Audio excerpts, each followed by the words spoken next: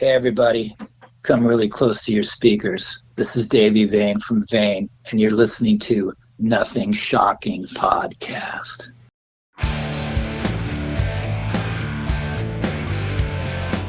Want to know what's going on in the world of music? Then tune in to the Nothing Shocking Podcast, a non-genre based, all ages friendly rock and roll program. Join us weekly for interviews with all your favorite rock stars from the mainstream to the underground. You can find us at nothingshocking.libsyn.com or anywhere you download podcasts.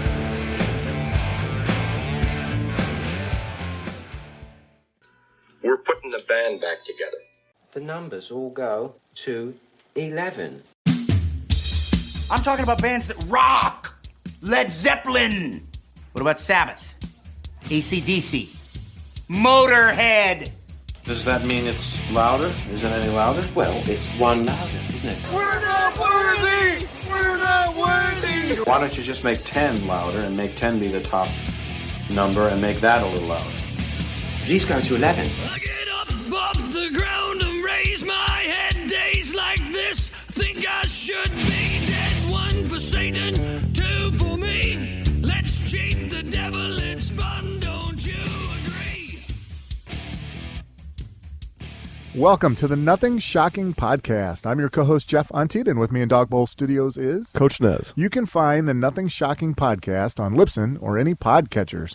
Like our Facebook page or follow us on Twitter at No Shock Pod. You can also find the Nothing Shocking Podcast on Rock Rage Radio every Sunday morning at 7 a.m. Central Time. Our sponsor is Ragged Records, located in downtown Rock Island, Illinois, and downtown Davenport, Iowa. We'd like to thank the Hong Kong Sleepover for allowing us to use their music for our intro and bumper ending. Tonight's guest is Davy Vain from the band Vain.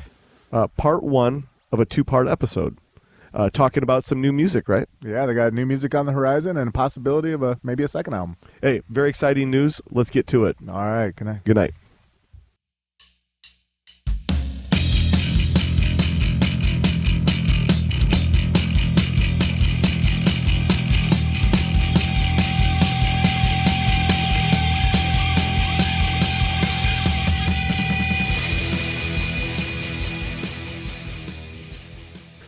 Davey, welcome to the Nothing Shocking Podcast. I'd like to introduce you, my co-host, Jeff Untied. Davey, thanks for joining us tonight.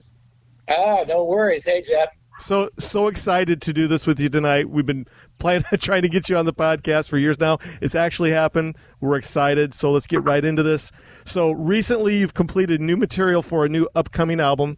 I guess, can you give our listeners an insight to the writing and recording of this new endeavor?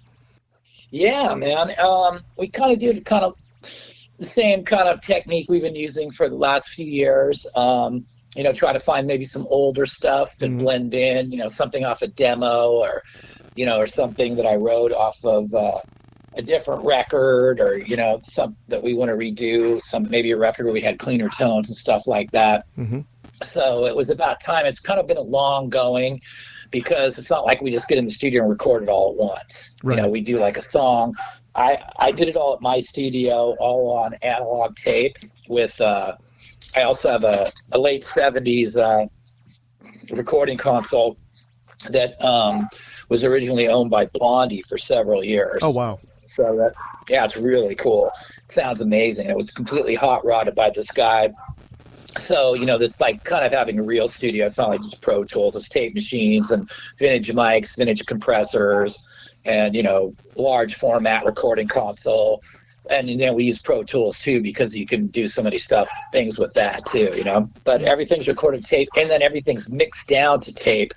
And I use 1/4-inch tape, which is everything they use pretty much up into the mid 80s, like if you go to the thicker tape, like 1/2 inch is what everybody used for a long time, not to get too technical. It just kind of sounds like what you've been hearing the whole time. That was their goal when they invented that. Mm-hmm. But when you mix down to 1/4 inch and play it back, something really happens. It's like people really react to it. It just sounds like all the cool records that we've listened to our whole lives, In fact, when I'm producing bands and stuff, I go, hey, check out this mic. It's this vintage U47.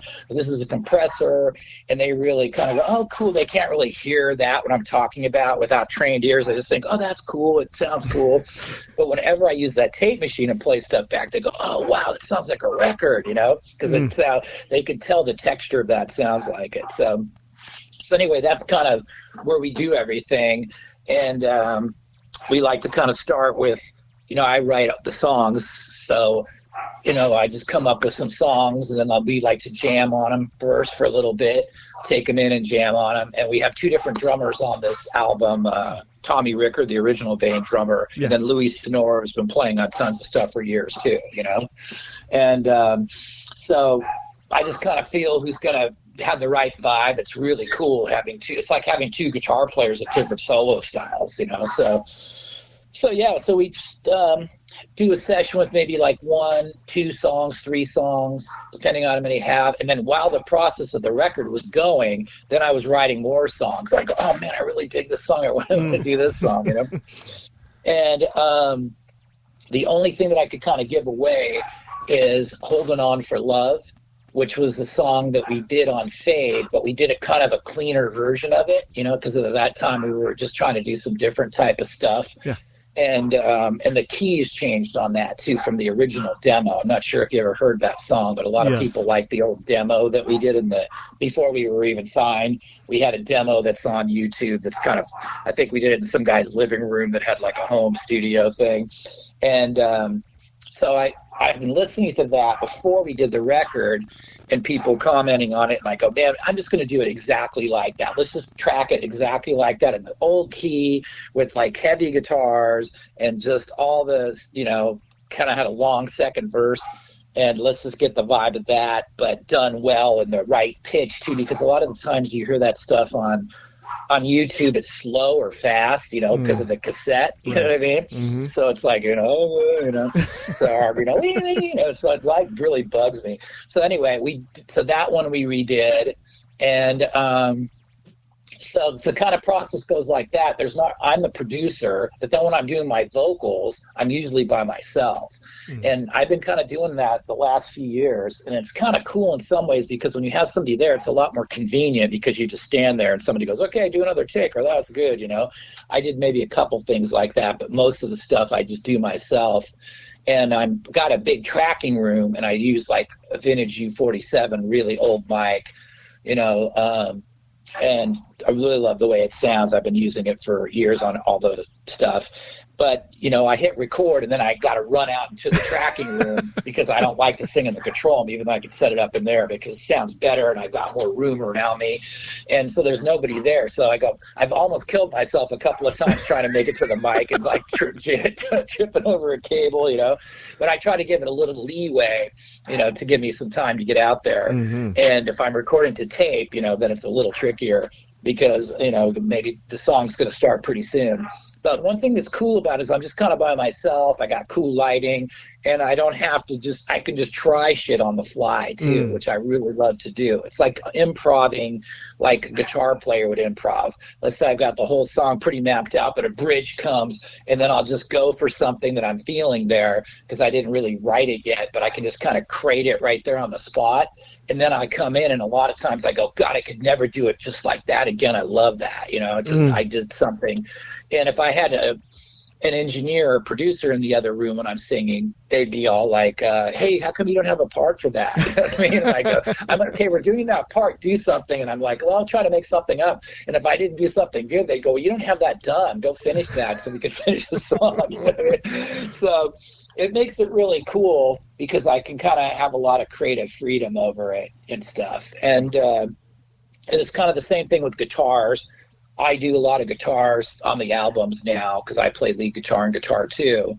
And the last, you know, batch of albums, I've done a lot more guitars than I did back in the old days. I did a couple leads here and there, like a No Respect. I did the end lead for Without You, you know, the final thing. And I did my lead on Ready. And, you know, kind of the same stuff that I did during the show, you know what I mean? During the shows, I used to do those leads too. But I've been playing a lot more guitar on the records now because especially if I do like a scratch track, I'll get a really good sound. And if it's just me and the drummer and Ash, you know, since I know the song, usually we keep that. Or I'll decide when Delana comes in, you know, do you want to, if you don't really dig that, that's okay. You can just do another rhythm. But most of the time she'll just say, oh, I love it. I'll just do another one, or I'll do a lead. So every song's kind of different. Some she's doing all the guitars, doing all the leads. Some I'm doing all the guitars and all the leads. Some I'm playing rhythms, she's doing lead. Some we're both playing rhythms, she's doing leads, I'm doing leads. So it's really keeps everything fresh with different drummers and stuff. So that's kind of been the way we've been doing stuff, and it's really good. The only difference on this record from the last few records is I mixed this record myself too, and that's where it started getting slow. Because it's like, because it's not a good idea to just, it's good if you're already writing the songs and producing the songs and recording the songs, it's a good idea to like bow out, because most of my heroes all had a producer there too, and we did on No Respect too, and then somebody else engineering is a good idea. So if you're doing everything, then when you go mix it, it's really a mind fuck, because you're just, because you're just like, oh my God, you're get so inside of it, that it's hard to really complete the mix. You know what I mean? It's like, when you have somebody, like if I'm mixing a song for somebody else, I can do it really quickly, and I'll just go, oh, that's cool, and I like this, and I just do it. But with my own shit, I'm just like, oh my God, it's just really crazy. The only thing that kind of made me feel a little better is I heard this interview with Joe Satriani, and they were talking about, Ronnie James Dio remixed a couple of his songs. I guess he didn't, but that would have been a feat if he could do that, right? But sorry to say he wasn't there. But his team or whatever remixed some Dio songs, and I think it was an interview with Eddie Trunk or something, and he was asking him if he wanted to remix like some stuff from Surfing with the Alien with the new stuff, and he could beef stuff up. And he goes, oh no, I could never go through that again because I've never finished a mix. And Eddie Trunk's like, what do you mean you never finished a mix? Like, you have all these albums. He goes, yeah, I know, but I just call a mix consigned. Finally, somebody says, hey, that's it. Whatever it is it. Tomorrow we're starting a new mix. So he said a mix has just been consigned. It hasn't been finished. So that's kind of what happened to me. I'd be mixing a song, and then I'd be like, oh shit, maybe I should do that over a while. That lead, I thought it was a good idea to do it right off the floor that time, and everybody was into it, but now I know I can do it better. Maybe I could beat it, and then I get, hook some other stuff up, and maybe, and I try not to do that, but I was really slow on getting that part done. And then, then I'd write a new song, and I'd just show everybody, hey, check out this song. And then they'd be like, fuck, that is so cool, we got to do it. I'm like, fucking motherfucker, I got the whole board in mix mode. Okay, let's track a drum, and then we did one of the last songs, we just set up. To both of the last songs were completely new setups just to do one song, So because I wrote, and it's really funny because I didn't even, think because we're going to do any more songs. We kind of had it all planned, and we which songs we were going to do. And it's funny, my wife used to work for this one company, and they'd get donations from Costco. It's a nonprofit, and then they could use it for the nonprofit and stuff like that. So one day they asked me to go with them and help them because you got to carry a lot of stuff. And I go, oh, no worries, man, I'll help out. And they had this little guitar, this little Fender acoustic guitar. I don't even really know what it's called. They've got it sitting around here somewhere, and they go, oh, nobody can use that. You can have that. And it was like the cheapest, Costco learning guitar, but it's like a little acoustic. And I'm just like snobby, like, I have a fucking, Gibson Hummingbird from, bloody blah. And I'm like, and it was kind of cute. And I just picked it up, and I was kind of messing around with it. And I go, oh, it's kind of cool. Maybe they go, yeah, you can just have it. It's okay. You helped out, and that's your, reward. And I'm like, okay. And I didn't want to be too cocky and go, this isn't really even a fucking real guitar. But I took it home, and I thought, and the high E string was a little wanky on it. I just tuned it up, and I was just gonna go, you know what? I'll give this to Goodwill, or maybe I know somebody that wants to learn guitar. I can't, I don't really want this guitar. And then I just thought, okay, I tuned it up, and I wonder what it really sounds like. So I just went bop, bop, bop, and hit a couple chords, and all of a sudden, just like, it had some weird song in it, and I just did one whole riff of one of the new songs that's going to be on the record. The whole thing, and I did, and it just all in one shot, And I went, wow, and I go, whoa, that's fucking cool, And then I went, and I go, little Costco here's got a song in it. So I'm just like, and then I was messing around with it. And my wife came in and goes, "Oh, I thought you said you didn't want that guitar." I go, "No, man, this guitar is called Little Costco. I'm getting a song out of this right now." So because it really didn't sound like an acoustic. It sounded like rap, rap. It's got more of this like sound like, it's got this really attacking kind of sound. The poor thing's been beating around because this room since I've got some people over here from Sweden, they've got stuff everywhere. But anyway, so then I just go, I've got an idea for the song, and I had some lyrics already written, and it fit perfectly with the song, right? So I go, okay, let's just track this. It's just a whole setup. So we had a whole setup again, set up tape machines, went through the whole thing again. Tracked it, and then I had another song to do while I was trying to mix other songs. Then I had to do all the vocals. We had to finish the guitars, and then then Delano, she lives all the way in Nashville, so she can do guitars from there too.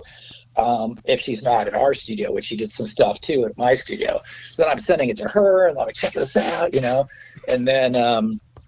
And it turned out to be kind of like a little bit more of a funner song on it. It's a little bit of a tongue in cheek, but it's really cool. So, and then I had this other song that I never really finished, but it was and then at the very end of everything, I just go, let's jam on this. We jammed on it, and then I jammed on it another day, and I go, okay, we got to do this song. We've got to finish it. So that was the last song we did. So while the record was being finished, we're recording more stuff. So. It's kind of how the process worked. And then some other songs got bumped then, with some of these newer songs. Oh, but I think my plan is to kind of, some of the other songs were kind of a little different here and there and stuff. And so I wanted to, we have so much time between the records. I thought a good idea would be like, okay, and we haven't done a record for so long. This record had to feel like a statement, like this is a record. This is us, like, putting out a new Vain record that rocks, that has a little bit of everything on it.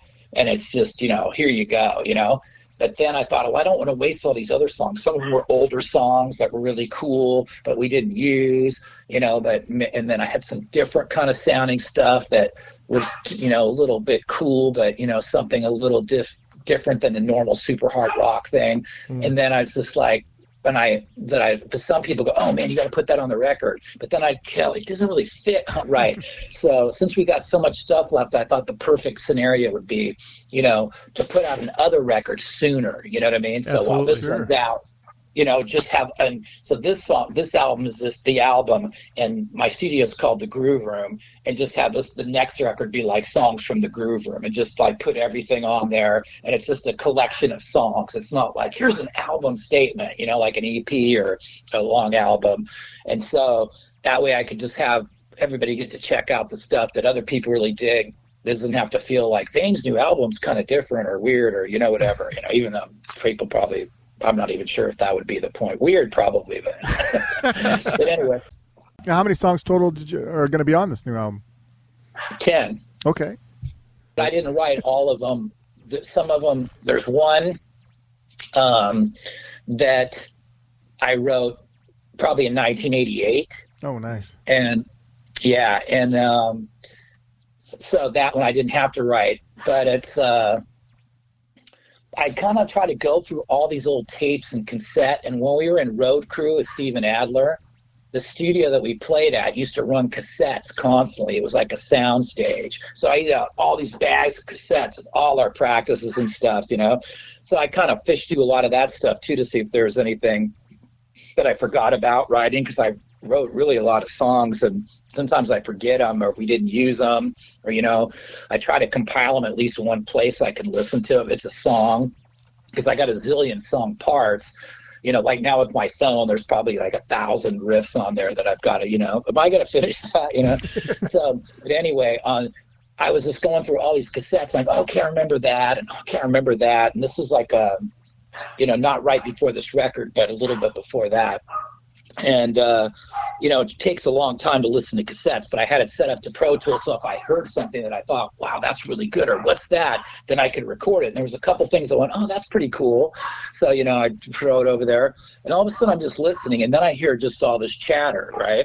and I hear everybody talking, and it's all the original Vain members, you know, we're in a room, and I'm saying something like, okay, then we go to this and that, and I go, what the fuck's this, you know? And it's just, and I didn't have a date or something on the cassette, and all of a sudden we start working on the song, and at first I didn't recognize it. I go, God, what the fuck is that? And then I started singing, and I go, oh, I remember that song now, and I totally forgot about the song completely until I heard us rehearsing it. And then I knew that it had to be like 88, 87, 88, you know, and because I could hear like Danny saying something and other people talking about it.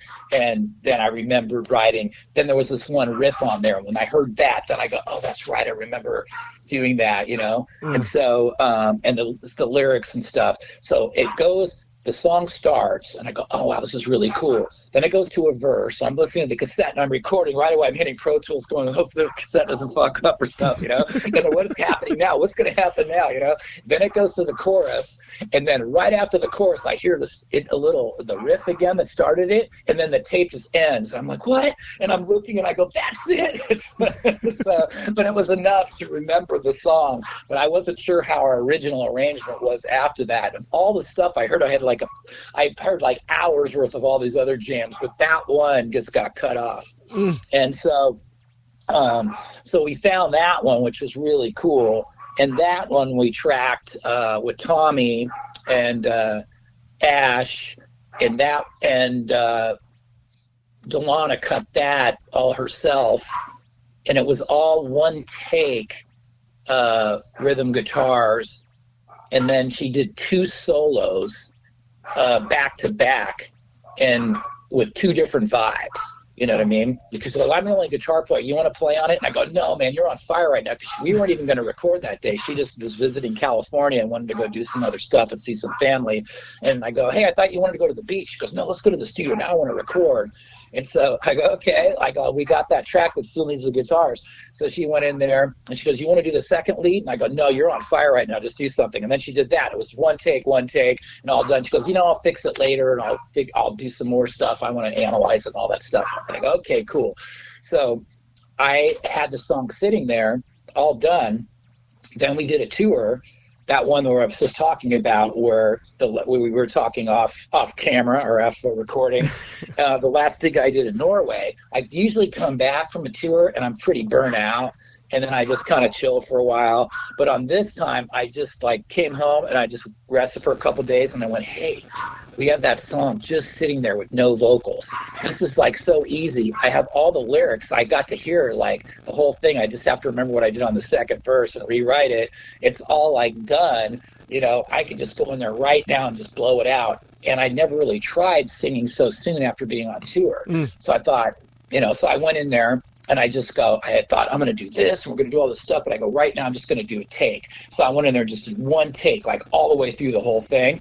And then I listened to it and I go, wow, that's actually pretty cool, So, and then we had the 2 guitar tracks she did, just left, right, and the 2 solos. And it just sounded so cool. And I'm like, wow, that is so bitching, And I go, okay, now I'm going to really have a bunch of background vocals. And this one part where I go, hey, and I thought, okay, we'll have a bunch of people going, hey, one of the lines is da da da baby, just what that means, hey. And I do that, and I thought we're going to have a big hey, like a Van Halen, or something. I had all these ideas for it.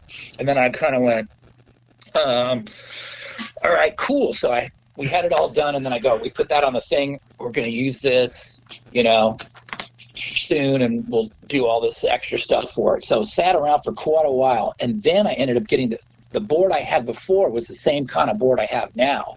So I saw this guy had an ad, and he was selling these modules for a board. And we have a recording console, there's channels, right? Each channel, you've probably seen a board. And sometimes people don't sell those channels. And I always look up, because it's old 70s stuff, and you always need to find parts and stuff. And I'm like, and this guy was selling these modules that he had a board, but these modules had these different EQs that I'd never even seen before. You had to somehow custom order that. And I go, how did this guy have this board? I've seen these for years, because they did balls to the wall on this kind of board too. It's called the MCI. It's an American-made board, So I was just so I called the guy and I go, hey, how did you get these special EQs? He goes, oh yeah, this was ordered, by a band in the, custom made, in the factory for them. And I'm like, oh, wow. I go, when you sell me one of those modules? He goes, no, man, I got to sell the whole thing. And I go, I'm out of the game. I'm actually a technician that I work for this TV station. The guy was like some total like electronic genius guy, right? He goes, I've gone through the whole board and put 1,000 hours in. I even changed sockets to these other things. And I did the power supplies, going on and on and on about the whole thing. And I go, and he goes, I know I can't get my money back for all the work, but I just don't want to part it out and hassle with that. And I'm like, all right, man, I'm cool. So he hangs up the phone. Then he just calls me like 2 days ago. Goes, you know what? I'm going to give you an amazing deal, but you got to take all of my shit. I have so many spare parts and all that stuff. I can't fit it in my garage. I go, no, I got a studio. I go, that sounds cool. And he goes, I'll set the whole thing up for you too. And then we'll just, move yours forward. It's be the same thing. Everything will hook up the same. So I go, okay. So the guy comes in, hooks everything up. He's got all these modifications he made. And, long story short, this is the kind of stuff where people are turning the channel off, right? I don't want to hear about this guy's board. But anyway, so he hooked it up, and I start playing stuff through it. It sounded so different when he even played CDs through it. It was just so wider. And I was like, oh, my God, this sounds so fucking amazing. It's just like the perfect combination of vintage and just, it was so huge and rocked so hard that the first thing I put up was the song that we did. I go, okay, I got to mix a song to see what it sounds like. So I mixed that song because I go, oh, I've got that song. It's got vocals and guitars and everything. And I mix it and I did this mix of it. And I go, oh my God, this is so on fire. And I sent it to everybody. And everybody was just like, wow, that's fucking crazy sounding. And I go, no, I know, it's so badass, right? So the guy, I had my assistant over there one day, and he's like, God, man, I can't wait to do some stuff on this board. I go, no, it looks just like our old one, but it's like, but these crazy EQs and all the stuff the guy did. He's going through the manual of the board, and he sees he goes, look, it's got the original receipt from like 1980 or something. And I'm like, oh, wow. And I go, that's cool. And he goes, yeah, Chris Stein. And I go, yeah, that sounds familiar. And he goes, isn't that the drummer of Blondie or something? I go, no, Chris Stein is like the guitar player. Yeah. And he goes, that would be weird, though. And I go, yeah, but just it's weird. I've never heard of a Chris Stein, like, engineer guy that could buy a fucking recording console in 1980. This thing must have cost so much then. And he goes, oh, that's weird. And I go, yeah, that's the main guy. And then I thought, then we did a Google search of Blondie, and there was one picture where in the background you see it looks like the board, but it's kind of blurry. And I go, fuck, I'll call the guy, So I call the guy, and I go, hey, what's up, man? And he's like, oh, nothing. I go, hey, where'd you get that board from? And he goes, oh, yeah, man, that story's funny, and he's a really cool, smart guy, but he's still kind of a technician. He goes, that's a cool story. Yeah, I was kind of pissed because I told the band I got it from, to ship it to me and take all the modules out and put them in boxes. Otherwise, the board flexes and stuff. But they sent me the whole board, like just in a truck with all the stuff in there still. And I was kind of bummed about that and all that. And I go, yeah, who was it? He goes, oh, that band from the 70s, Blondie. And I go, this is owned by Blondie? And he goes, yeah. And I go, why didn't you put that in the ad? He goes, oh, I didn't know. I thought people were more interested in all my modifications. And I go, well, I'm glad you didn't. Maybe somebody would have bought it before I got a hell on it. And he goes, oh, this is the craziest part, though, he said. It's like I had to take all the modules out because I wanted to go through the whole thing and clean it out. And when I took them all out, the bottom of underneath all the faders was all this crystallized white shit. I go, what the fuck is that? And it was cocaine. And I go, that's a rock story. That can't be true. He goes, no, that happens a lot on these things because people are just doing little toots and they falls into the fader and that stuff just sticks. And then it turns into this crystallized stuff. So I thought that was hilarious, The board had some juju. But anyway, so what happened is later as we're going through the songs, doing the mixes, and I'm finishing the vocals, I put this particular song up, right? And then I went, and then I kind of go, now I'm going to go do some stuff too. But I'd heard it a bunch of times with just like one vocal all the way through, like, Iron Maiden or something. You know what I mean? And I go, now I'm going to do all the stuff I thought, and I'm going to track some more stuff on it, and then I'm going to remix it. I went and sang a bunch of stuff on it. And then I kind of went, no, it just doesn't sound right. It sounds, too done or something. And then I did some other stuff. And then I started trying to remix it. And then I go, now I'm going to do this, that. And then I just put up the mix I did the first time. And I just go, that just is it. So I sent everybody, I'm just going to leave it like this. What does everybody think? And everybody, and everybody was just like going, yeah, that's just how that one goes, man. We just, that's So that's how that one went. So every song kind of became kind of its own thing, you know? Oh, very cool. Nice. I guess the question is, as you can compare and contrast yourself as a musician and a songwriter from the early days into the now, how has the evolution been for you? Or has it been, business as usual from the get-go? Yeah, I mean, I don't think the evolution as a writer has been that much different. I think I try a little harder on my lyrics and stuff because, you have different things to say. It's like lyrics are pretty hard, and they used to come very easy to me because I was writing songs. I mean, I used to write a couple songs a day back in Vain. I mean, I didn't do anything else. We were just, at first I wrote a lot of songs before I had the band. I started trying to become a songwriter, and then kind of people forget about that. They think that whole era is just a bunch of bullshit, and none of it's like, songwriting, but it's still a song that you have to write. You know what I mean? Right. And it's like still means stuff to somebody, whatever the genre is. So you could say, well, this kind of song's more important. Oh, why? It's like somebody's still writing to say something, But anyway, so then it was like, we were living in a city, we're kind of small town boys, like in the song Ready, you know what I mean? Mm-hmm. We grew up in Santa Rosa, kind of a little town where we just thought rock was like, the most mysterious, most amazing thing ever. And it's just like, to even dream to become part of that was like almost a dream or something, So then we moved to San Francisco, kind of in the freaky part of town.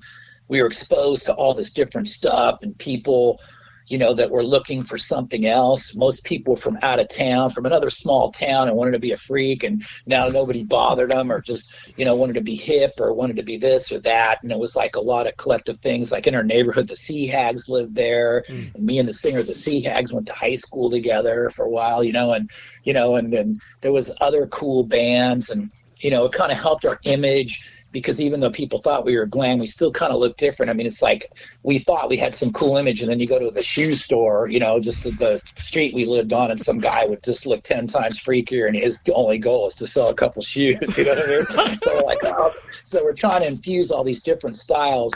But as far as songwriting, I would just go in and just write about what I felt, and it would just come fast, So, but it was the same technique I had. I kind of have a different way of writing songs. That's why I'm kind of hard to write with other people, because if somebody comes in and shows me like a whole riff, like with the chorus and everything, goes right to this, I might feel like I can't come up with something I really love, because how I write songs is I just jam. And then as soon as I hear a chord progression that I like, it's a verse. Then I go, okay, now I'm on something. You know what I mean? Mm-hmm. It's like, and if I don't hear the verse, to me, the verse is the most important part of the songs. Like the chorus, everybody always steers to, but I love verses. I love singing verses. And the chorus is kind of like the icing on the cake. That's more that has to be the same all the time. But the verses have such a good twist to them.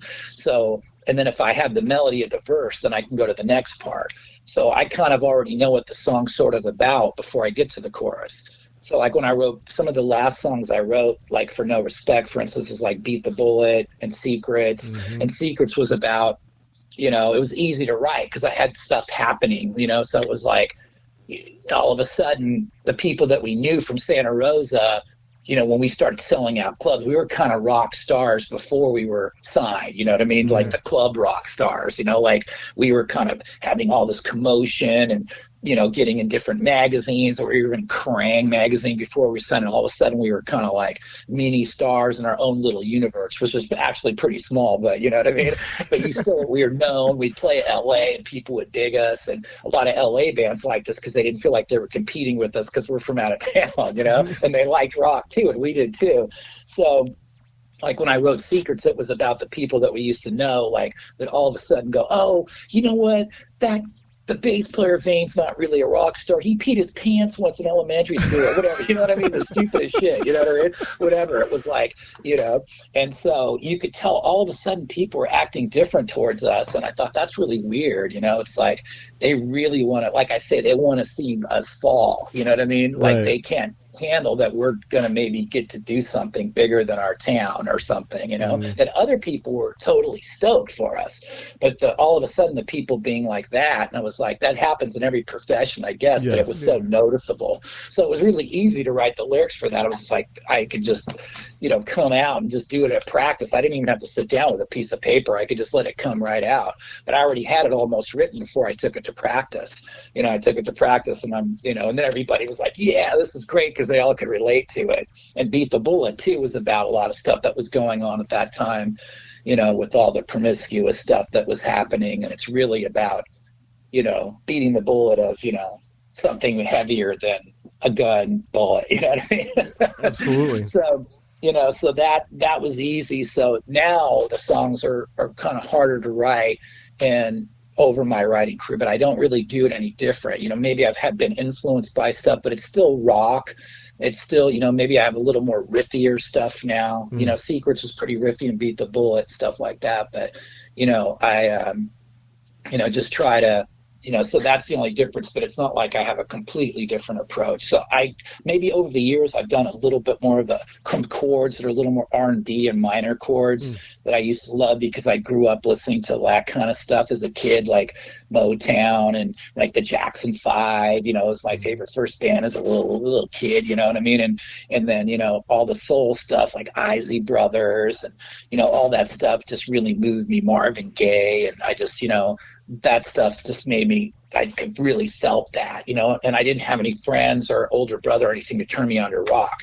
And one time my mom knew I loved music and got me like Beatles records, but it was the first one called Meet the Beatles. And I go, oh, wow, I've heard of these guys. And I think I was 8 or 9, you know, and I put it on the turntable and I go, this sucks, you know what I mean? Because it sounded so, I was used to hearing like these super musicians like, you know, Curtis Mayfield, you know, and I didn't realize why I liked it, or, you know, Ain't No Mountain High Enough with Marvin Gaye or something, and all of a sudden these guys are like, I want to hold your hand, you know what I mean? And I didn't get it. I like it now, you know?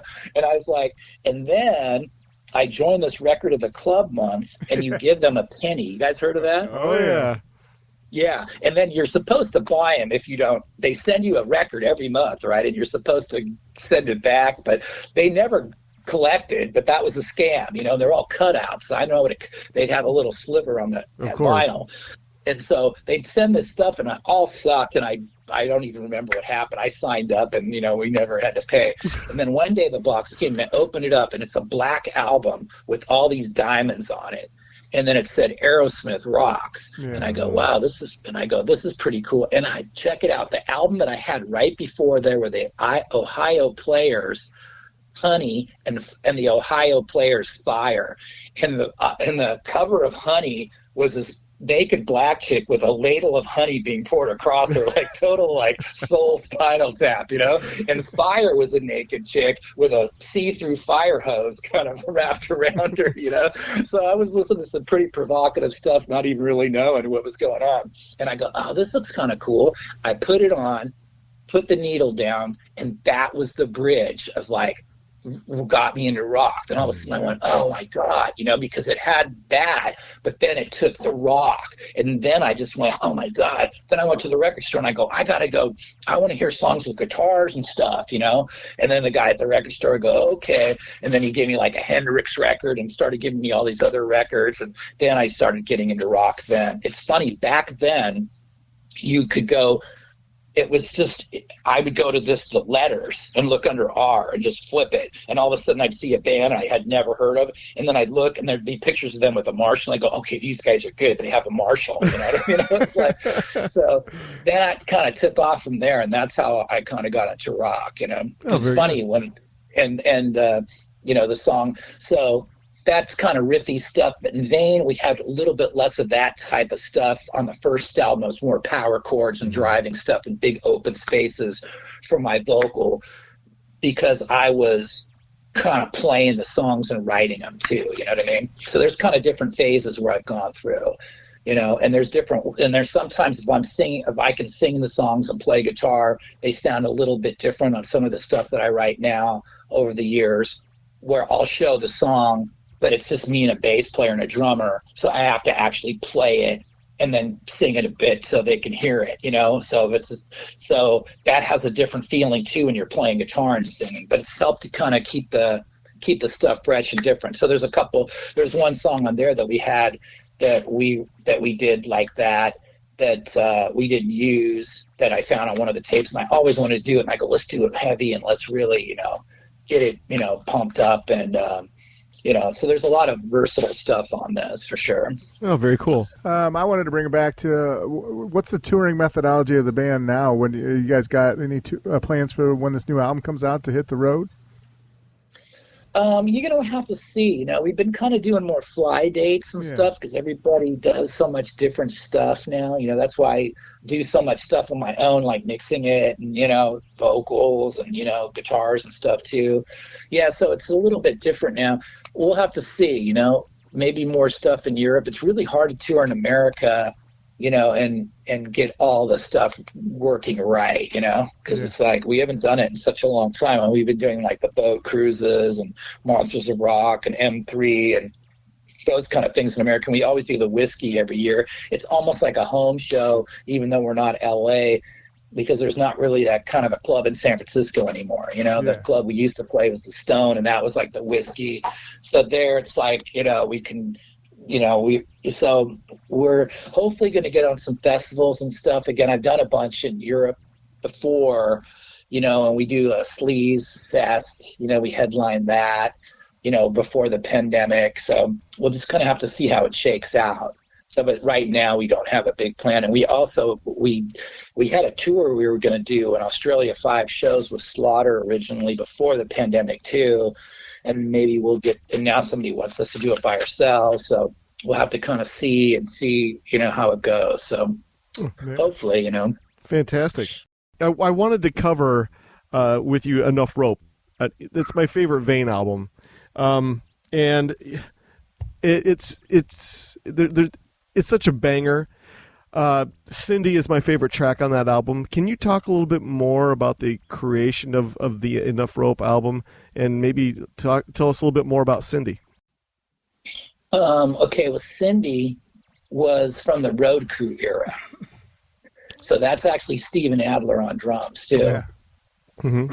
So that's probably why you like it, too. You know what I mean? It's like, that's just like one take, the whole song, live off the floor. And Paul Norfield engineered that, too. And then I did the vocals. I think that's one that I did the vocals. I can't remember now when I did the vocals. But because we've done 9 albums now after this one's done. This one's done. I'm still not ready to let the new one go. It's like I'm bugging the mastering guy every day. Hey, just one more thing, But anyway, yeah, so that was kind of interesting. It was kind of the same thing. I think why that record is one of the best ones, too, is because, No Respect is when we had a lot of stuff going on. Like I said earlier, we're all living together. We're, hanging out in bars, not to party, but just to have somebody give us like something to eat some nights and shit like that too. You know what I mean? There are bartenders like, oh, it's Vain, let's give them some food too. You know what I mean? And that there's nothing to do but just play music. We practiced like 4 nights a week and, just hang out. And it was like, I was writing about all the stuff and the experiences and every song I'd ever written before that. Then all the rest of the records come and, you're not really living that exact lifestyle anymore. You know what I mean? It's just like, you're kind of doing different things and you get different vibes to go. So I was doing a bunch of studio stuff and producing more during the 90s and stuff when, rock was really hurting, you know what I mean? And I was still making music and albums, but I was really kind of getting better at mixing and recording, and I did a bunch of albums for Sub Pop with different bands, and I got to do the Christina Aguilera session, and it's kind of for Beautiful, like one of the engineers on there with Linda Perry producing, and I was just trying to get that going and still be a musician too, and that being able to do that made me be able to keep my own studio, which I still have, so I could do music whenever or practice whenever, have all my shit there. I still have my same PA from the first Vain tour there, you know what I mean? So I did whatever I could to keep that, but you're still living a more mellow lifestyle in Northern California, going into the beautiful areas and have a dog and, a chick and, you know what I mean? And all that kind of stuff. So then about 12 years ago, right before we did that record, I decided to move to Germany with this really wild, crazy German person, female. My wife might be in that building. And so I decided, for some reason, I got really burnt out on just mixing, and I was doing albums walking out, like with the sun coming up and shit like that, for these bands that were like on Sub Pop with these budgets that you just had to finish it all really fast. And I thought, for some reason, maybe I'll go over there. And I had a new manager in Germany too, and I had some gigs I could do over there, and there was studios there too. And I go, maybe I'll go over there for like a month or so and just check it out. So I went over there to check it out, and I ended up staying way longer and just having all this crazy shit go down with this person in different countries, and just like, we were taking trains to like Paris, and, having crazy bullshit go down there, and then meeting other crazy people in Amsterdam and all in Germany, and taking trains to the studio and going to some other studio with all these crazy other people, and meeting all these Swedish musicians. And all of a sudden I just met all these other people and had all this other crazy crap going down that kind of reminded me of the old days. And then all of a sudden I just had all this new ideas to write songs again, like Greener is like one of our most popular new songs, right? Mm. And that I wrote that walking the streets of Paris at like 2 a.m. You know what I mean? Cool. It's like, in like the first line, it's just like twisted steel. I'm pounding on it bolt by bolt, because all this shit was going down. And I just go, how did I have this happen in my life? I'm standing in Paris. There's some crazy person. God knows what the fuck's going on tonight. I don't even know where the fuck I am or where we're going and what's happening. And I'm standing, but I saw the Eiffel Tower, and I go, I'll walk over there and I'll figure out what the fuck's going on, So I'm standing by the Eiffel Tower, and there's all these romantic people, and they're staring at it, and they look all in love, and it's their dream to see the Eiffel Tower. And I look up at the Eiffel Tower, and I just go, this is fucking sucks what's happening right now. I'm not going to go into that, what is happening. There's some heavy shit going down, right? And I'm looking at the Eiffel Tower, and I'm going, these people just think that's the most beautiful thing ever because they're just all in love. I go, that just looks like twisted steel to me. And then I just saw the big bolts, and I go, I just pounding on it bolt by bolt. And all of a sudden, my brain just kind of kicked into the writing mode. And then I just got, that's fucking a lyric, and usually I write it down or something, but I just started walking, and I started walking down these alleyways and shit. And I just, the whole song just brewing, in my head about if you listen to the lyrics now and think about it, it'll all make sense. You know what I mean to you, Yeah, and it's just like, and it's just like, and then I go, fuck, and I start writing stuff down. I had an idea for it, and then, pretty much the majority of all those songs were that. Then when I came back home, and I just went in the studio, and I just started all these lyrics, all these ideas, and Stray Kitten Burns. It's all the songs. I don't know, sure, I can't remember all the titles. Don't have it in front of me. But, when I went in and did Greener, I just felt it so much, and, I was so connected to it because I just had lived it. It wasn't just like, oh, I took my car to service and my dog to the vet. You know what I mean? It was like, I was thinking, I just remembered just walking the streets and this fucking crazy thing.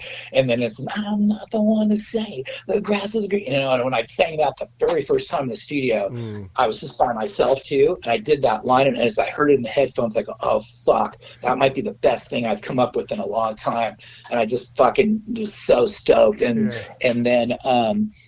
then I go, I just got to put everything that I had in Worship and Cindy were two that we did with Adler. So Cindy was the song that, got us the other deal with Road Crew that we almost had, but fell through when they thought Steven was still on drugs. And the only reason they thought that is because a drug dealer came to the door and Steven answered it, and he handed Steven something, and then the record company saw it. But I have no idea why they thought that.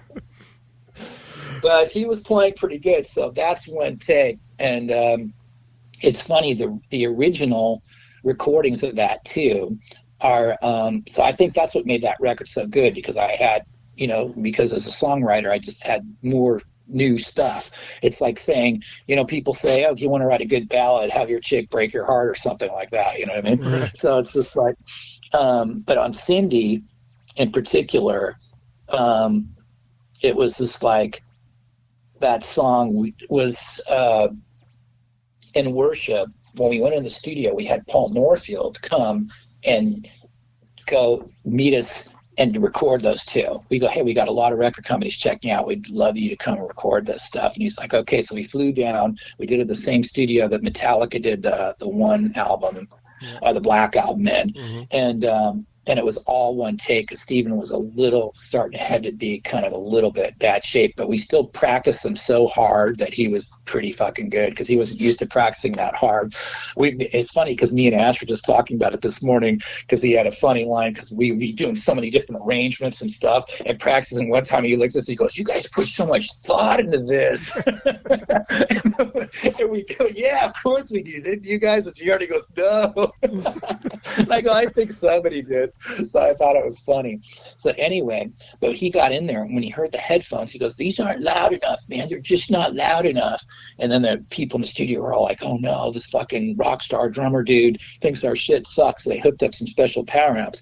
But I don't know if you can hear it at the end of the song still. If you listen at the end of, I can't remember now, but if you listen to the end of Cindy, our Worship, you might hear him talking. I don't know how much I left of it, but on the original end of the tape, you hear him going, "Was yours getting hot?" when he did Cindy. And what he was talking about was the drivers in the headphones were getting hot because there was too much power for the headphones, but they're real expensive headphones, so they didn't blow up. They just started getting hot. And he felt it a little bit on that song. And we're like looking at him like, what? And like, we're just like, what the fuck's he talking about? You know, but we're just paying attention to all kinds of other shit. And he's a little bit fucking out to lunch then, you know, that he did a kick-ass track, you know, on the song that you love it, right? That's like fucking one take off the floor, no overdubs, no, just boom, everybody just one time, and then that's all he got in him. And then Paul goes, "Okay, what do you want to do?" And I go, "Now we're going to do the song. It's called I Want to Worship You." And he's like, "Okay." And I go, "This one's really fast and kind of really heavy." And Paul goes, "Okay, great, right." You know, so then we do that one next, and that was a really hard one for Adler too because that's super fast and has a lot of fucking shit going on, you know.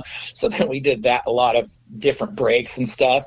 So we start doing that one, and then towards the end of the song, the drivers start getting hot, and they're getting hotter and hotter and hotter. And it's almost like if this was a movie, people would think it was fake, like Spinal Tap or something. But instead, he's playing, and he's just going, "Oh my fucking God." You know, he's trying to decide what to do. Should I throw the headphones off so my fucking doesn't hurt, but then I'll ruin the take, and am I ever going to, I don't know if I could do it again. I've almost got it. You know what I mean? Yeah. And so he keeps going, and at the very end of the song, you hear the headphones throw on the snare, and he's like, "Oh my God, I thought my ears were going to catch on fire." And he's looking at the drivers, and they're just completely fried. And everybody's like, "What?" And he goes, "So he actually made it."